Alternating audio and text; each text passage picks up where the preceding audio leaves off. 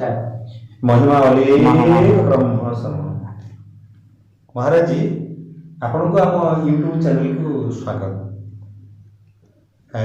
आपन मोर प्रश्न होची जे जेहेतु आपण जने सन्यासी आपण की इच्छा शक्ति धारण करछंती आ को इच्छा शक्ति त्याग करछंती से विषय के विशद वर्णना करंतु जी। वेदाहमेतं पुरुषं महन्तं आदित्यवर्णं तमसः परस्तात् तमेव विदित्वात् मृत्युमेति नान्यः पंथा विद्यते अनाय। हमको पिताजी जो प्रश्न पूछे उसका विषय में मैं कुछ समझाने का प्रयास कर रहा हूं। देखिए पापा जी कि साधुओं को 3 ऐसना को तो छोड़ देना चाहिए। कौन कौन सा ऐसना है? पुत्रेष्णा, लोकेष्णा, वीतेष्णा। तो वेद में एक मंत्र आता है, ईशावासमिदं सर्वं यत्किंचित् जगत्यां जगत् तेन तक्तेन भुञ्जीथा मा गृधः कस्यस्वी धनम। जो पुत्रेष्णा, लोकेष्णा और बीतेष्णा में बोला, जो इसमें बीतेष्णा है धन, संपत्ति, गाड़ी, मोटर, बैंक बैलेंस आदि, ये वेद में भी उसी को ही कहा। क्या कहा?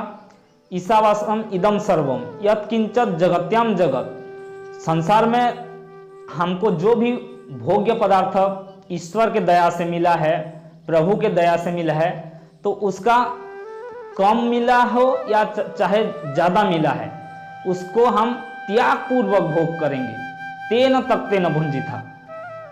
त्याग पूर्वक भोग करने से हमको उसमें आसक्त नहीं होगा। तो पुत्र वितेष्णा का अर्थ है कि धन, संपत्ति, गाड़ी, मोटर, बैंक बैलेंस आदि, तो इसको हम छोड़ देना चाहिए, उसमें आसक्त नहीं रहना चाहिए। ये दार्शनिक दृष्टिकोण से आसक्त नहीं होना चाहिए कि हम उसमें राग ना रखें, प्रेम ना रखें।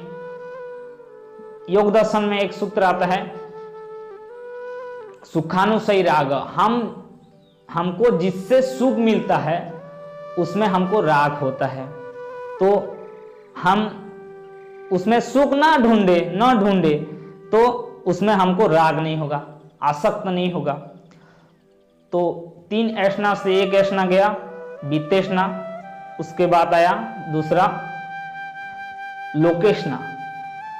जितने साधुओं तो एक साधु लोग, सन्यासी लोग एक गांव में नहीं ठहरते हैं कि एक मठ बाड़ी आदि में नहीं रहते हैं, एक आश्रम में नहीं रहते हैं, कई सारा संसार आदि में घूमते रहते हैं। तो बहुत सारे लोग उनको क्या करते हैं, मानते हैं, प्रेम करते हैं, बहुत श्रद्धा करते हैं। तो उनको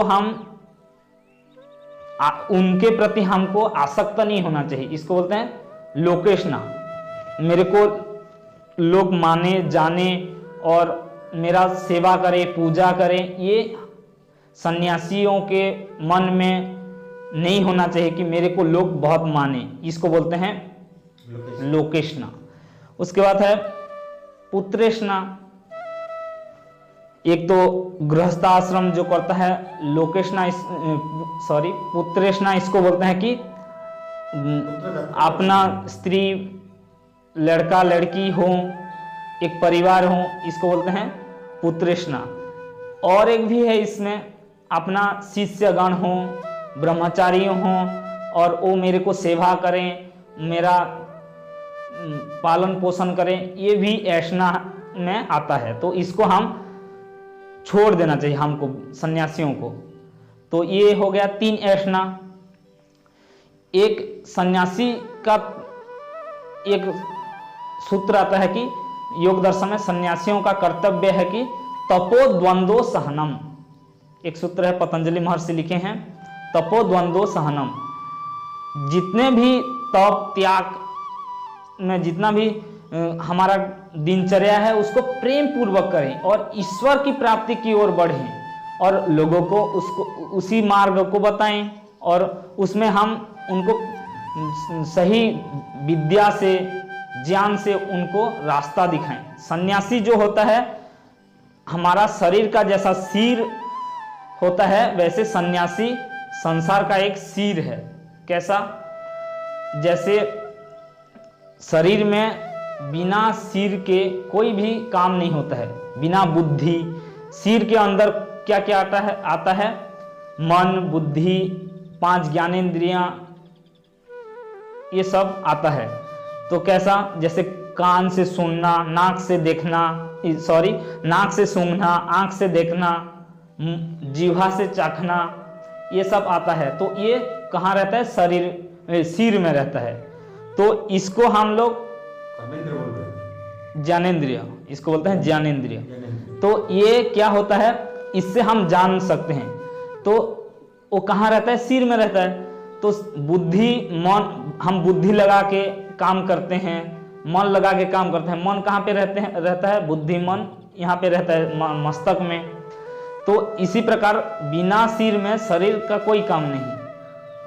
तो इसी प्रकार संसार में जितने भी आश्रम है, क्या क्या आश्रम है? गृहस्थाश्रम, ब्रह्मचर्य आश्रम, वानप्रस्थ आश्रम और संन्यास आश्रम। तो संन्यास आश्रम को उच्च स्तर माना गया है। संन्यास आश्रम में क्या होता है, जितने तीनों आश्रमों को वो लोग ज्ञान बांटते फिरते हैं। उनका मंगल के लिए वो संन्यास आश्रम ग्रहण करके, वो भ्रमण करके उनको विद्या, बुद्धि आदि प्रदान करते रहते हैं, सब मार्ग बताते रहते हैं। तो सन्यासियों को बहुत सारा परीक्षा देना पड़ता है। एक श्लोक लिखे हैं एक महात्मा, क्या है वो श्लोक? निंदन्तु नीति निपुणा यदि वास्तुवन्तु लक्ष्मी समाविशतु गच्छतु वा यथेष्टम् अद्यैव मरणमस्तु युगान्तरे वा न्यायात् पथः प्रविचलन्ति पदं न धीरा। निंदन्तु नीति निपुणा, सांसारिक लोग, कपटी लोग, निंदन्तु नीति निपुणा, यानी कि हर दिन साधुओं को, सन्यासियों को निंदा करें, चुगली करें। निंदन्तु नीति निपुणा यदि वास्तुवन्तु, धन संपत्ति, जितने भी साधु लोग तो धन संपत्ति वैसे नहीं पकड़ते हैं, कुछ नहीं पकड़े रहते हैं। अपने पास जितना भी सामान है सन्यासियों के पास ले क्यों न जाएं। वस्तु यदि वास्तुवन्तु लक्ष्मी समाविशतु गच्छतु वा यथेष्टम, चाहे आश्रम भी ले क्यों न जाएं। अद्यैव मरणमस्तु युगान्तरेवा, अभी क्यों हमको मार न दे, कि युग युग तक हम लोग बचे रहें, जिंदा रहें। यदि वास्तुवन्तु लक्ष्मी समाविशतु गच्छतु वा यथेष्टम अद्यैव मरणमस्तु युगान्तरेवा न्यायात् पथः प्रविचलन्ति पदम न धीरा। जो न्यायकारी साधु हैं, जो सन्यासी हैं, न्याय पथ में चलते हैं, वो अन्याय पथ को कभी भी स्वीकार नहीं करते हैं। इसमें एक छोटा सा उदाहरण आता है कि 1 लाख आदमी एक साइड हो और एक साधु एक साइड हो। 1 लाख आदमी जो हैं वो सन्यासियों को, वो सन्यासी को क्या बोलेंगे कि ये एक अपराधी है बोलेंगे। तो वो सन्यासी बोलेंगे कि मैं नहीं हूँ। तो किसका, जैसे अभी जो चुनाव होता है, चुनाव में क्या कहते हैं, जिसको ज्यादा वोट मिले वो जीतता है। तो इसी प्रकार 1 लाख लोग ज्यादा हैं, तो ये सन्यासी ही साक्षी रूप से देंगे तो इसको दोषी ठहराएंगे। तो उसका क्या होगा, उसको जेल हो सकता है किंबा सजा हो सकता है। तो इसी प्रकार वो तो न्याय पथ में चला, वो अन्याय को झूठ नहीं बोला ना, 1 लाख लोग झूठ बोले। तो संसार में क्या होता है, यहाँ पे सत्य असत्य रहता है, लेकिन सन्यास किस मार्ग के लिए, कहाँ कौन सा जगह के लिए वो सन्यास दीक्षा लिया है? मोक्ष के लिए। और वहाँ पे मोक्ष में आनंद ही आनंद रहता है। तो ये ऐष्णाओं को छोड़ के पहले जो मंत्र बोल रहा था, तेन तक्तेन भुंजिता, जो त्याग पूर्वक भोग करके वो इस मार्ग में चलेंगे तो कोई भी ऐष्णा नहीं होना चाहिए। और आप ये तो पहला प्रश्नों का पहला भाग गया। और एक, हमको क्या इच्छा करना चाहिए सन्यासियों को? इच्छा हमको मोक्ष को इच्छा करना चाहिए, ईश्वर को इच्छा करना चाहिए, भगवान को समर्पित प्रेम, परोपकार, परोपकार में एक श्लोक आता है, परोपकाराय फलन्ति वृक्षा परोपकाराय वहन्ति नद्या परोपकाराय दुहन्ति गावा परोपकारार्थमिदं शरीरम। क्या है परोपकार का महिमा बताते हुए ये श्लोककार ने बहुत अच्छे से वर्णन किया है कि परोपकाराय फलन्ति वृक्षा। वृक्ष कैसे होते हैं? परोपकार के लिए होते हैं। परोपकार यानी कि खुद वो पेड़ खुद नहीं खाता है फल, कौन खाता है? अन्य पशु पक्षी, हम मानव लोग खाते हैं। परोपकाराय वहन्ति नद्य, जितना भी नदी नाले कुआं आदि जो भी है पानी जहां से निकलता है वो खुद पीते नहीं है, वो कौन पीता है? पशु पक्षी, हम लोग पीते हैं, वो भी परोपकार के लिए है। जी जी, ये लोग पीते हैं। तो इसी प्रकार परोपकाराय दुहन्ति गाव, गाय माता जो है, गौ माता जो है, वो अपना बछड़ी को देगा, फिर हम लोग दूध निकालते हैं तो वो मना नहीं करती है। तो इसी प्रकार परोपकाराय इदं शरीरम, ये शरीर भी परोपकार के लिए है।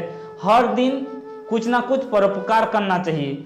चाहे हम तो 3 प्रकार कर्म करते हैं, एक शरीर से, दूसरा मन से, तीसरा वाणी से। तो किसी ना किसी प्रकार से संन्यास मार्ग में जो चलते हैं कुछ ना कुछ परोपकार करते हैं, चाहे वाचिक से हो, चाहे मानसिक से हो, चाहे शारीरिक से हो। तो ये 3 प्रकार का कर्म करते रहते हैं परोपकार के लिए। तो ये है, ये कर्म को हम, ये इच्छा शक्ति को हमारे पास जागृत रखना चाहिए। तो इतना बोलते हुए मेरा वाणी को विराम देता हूँ। इत्यम सन। आपको बहुत बहुत धन्यवाद जहाँ आम चैनल के आप सहयोग एवं ता सहित जहाँ हमको उपदेश देले से उपदेश आम केमती आप्यायित हलु एवं निजे प्रतिदिन से कार्य परिणत करने मैंने सब चेष्टा कर गृहस्थ जीवन यापन करुचु आम से पालन कर चेष्टा करूँ। बहुत बहुत धन्यवाद।